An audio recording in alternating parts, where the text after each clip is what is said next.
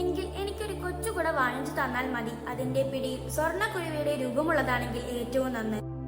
മലയാളത്തിലെ പ്രിയ എഴുത്തുകാരനായ മുട്ടത്ത് വർക്കിയുടെ തലമുറകൾ നെഞ്ചിലേറ്റിയ ഒരു കുടയും കുഞ്ഞു പെങ്ങളും എന്ന നോവലിലെ അവസാന ഭാഗമാണിത്.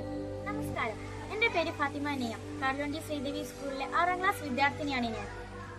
മലയാള സാഹിത്യത്തിലെ ഒരു ബെഞ്ച് മാർക്ക് എന്ന് വിശേഷിപ്പിക്കാൻ കഴിയുന്ന ഒരു കുടയും കുഞ്ഞു പെങ്ങളും എന്ന നോവലിനെ നമുക്ക് പരിചയപ്പെടാം.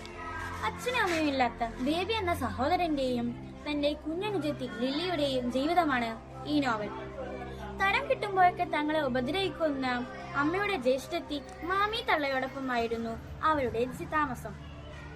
ഒരു മഴയുള്ള ദിവസം പള്ളിക്കൂടത്തിൽ പോകുമ്പോൾ തന്റെ കുഞ്ഞു പെങ്ങളെ കുടയിൽ കയറ്റാതെ മഴയത്തേക്ക് നിർത്തിയ മൂമംഗലം ബംഗ്ലാവിലെ ഗ്രേസി എന്ന പെൺകുട്ടിയുടെ നെറ്റിയിലേക്ക് കല്ലെറിഞ്ഞ് പ്രശ്നമായത് കാരണം ബേബി തന്റെ അനിയത്തിയോട് ഞാനൊരു കുടയുമായി തിരിച്ചു വരാമെന്ന് പറഞ്ഞു നാടുവിടുന്നു. ചേട്ടന്റെ തിരിച്ചുവരവിനായി ഒരുപാട് നാൾ കാത്തിരുന്ന ലില്ലിയും പേരമ്മയുടെ പീഡനം സഹിക്കാനാവാതെ വീട് വിട്ടിറങ്ങി.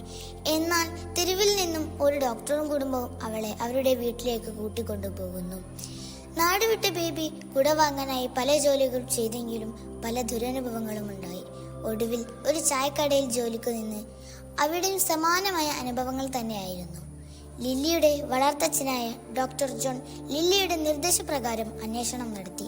കാലങ്ങൾക്ക് ശേഷം ആ സഹോദരങ്ങൾ വീണ്ടും ഒന്നിക്കുകയും ചെയ്യുന്നു.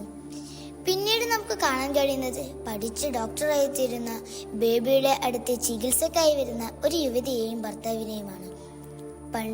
പണ്ട് തന്റെ കുഞ്ഞനിയത്തിയെ കുടയിൽ കയറ്റാതെ മഴയത്ത് നിർത്തിയ ഗ്രേസി ആയിരുന്നു ആ യുവതി.